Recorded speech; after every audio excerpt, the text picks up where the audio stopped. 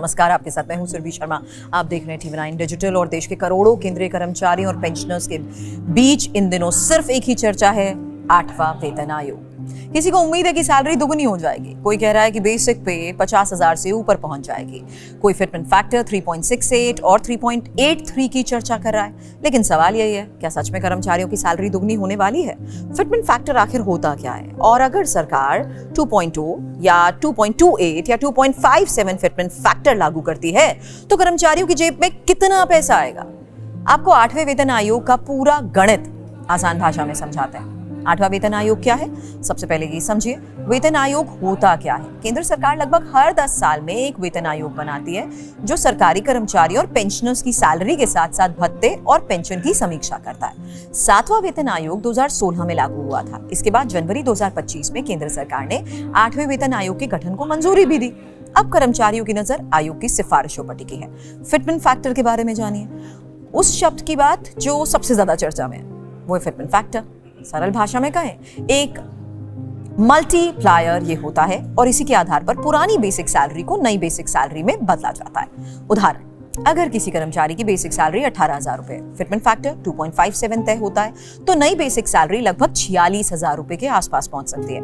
यही वजह है कि कर्मचारी फिटमेंट फैक्टर को सबसे ज्यादा महत्व देते हैं। इस बार फिटमेंट फैक्टर कितना हो सकता है, ये एक और बड़ा सवाल है। यहीं पर सबसे ज्यादा अटकलें लगाई जा रही हैं। अलग अलग एक्सपर्ट्स और रिपोर्ट्स के मुताबिक फिटमेंट फैक्टर 1.92 से 2.86 के बीच हो सकता है। कुछ अनुमान लगा रहे हैं 2.10 की बात करते हैं, जबकि कई एक्सपर्ट्स 2.28 से 2.57 के बीच की संभावना जता रहे हैं। कर्मचारी संगठनों की मांग इससे कहीं ज्यादा है।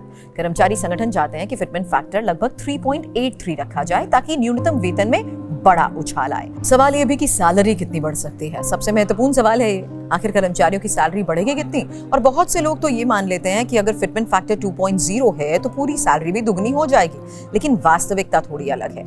एक्सपर्ट्स के मुताबिक फिटमेंट फैक्टर बेसिक पे पर लागू होता है, पूरी ग्रॉस सैलरी पर नहीं। यानी HRA, TA और दूसरे भत्तों की गणना अलग तरीके से होती है। इसी वजह से अगर फिटमेंट फैक्टर 2.0 भी लागू होता है तो ग्रॉस सैलरी में बढ़ोतरी करीब 31% तक रह सकती है, ना कि 100%। इसी तरह 2.57 फिटमेंट फैक्टर होने पर भी वरिष्ठ अधिकारियों की कुल सैलरी में बढ़ोतरी लगभग 68% के आसपास रह सकती है। न्यूनतम वेतन कितना हो सकता है? क्योंकि 7वें वेतन आयोग में न्यूनतम बेसिक पे 18,000 रुपए तय की गई थी। अब अलग अलग अनुमानों के मुताबिक ये बढ़कर 34,000 रुपए से 51,000 रुपए के बीच पहुंच सकती है। हालांकि अंतिम फैसला आयोग की सिफारिश और सरकार की मंजूरी के बाद ही होगा। पेंशनर्स को क्या फायदा? क्योंकि 8वें वेतन आयोग का लाभ सिर्फ कर्मचारियों को नहीं मिल रहा, बल्कि करीब 65 लाख पेंशनर्स भी इसकी जद में आएंगे।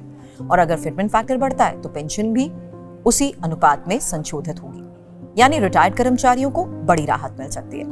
लागू कब हो रहा है 8वां वेतन आयोग? क्योंकि सवाल हर कर्मचारी के मन में यही है। फिलहाल आयोग विभिन्न हितधारकों से सुझाव ले रहा है, अपनी सिफारिशों को अंतिम रूप देने की प्रक्रिया में है। अभी तक सरकार ने अंतिम फिटमेंट फैक्टर या नई वेतन संरचना की आधिकारिक घोषणा नहीं की है, इसलिए सोशल मीडिया पर चल रहे कई दावों को अंतिम फैसला मानने की गलती ना करें। कुल मिलाकर 8वें वेतन आयोग की सबसे बड़ी चाबी फिटमेंट फैक्टर है। यही तय करेगा कि कर्मचारियों की बेसिक सैलरी कितनी बढ़ेगी और पेंशनर्स को कितना फायदा होगा।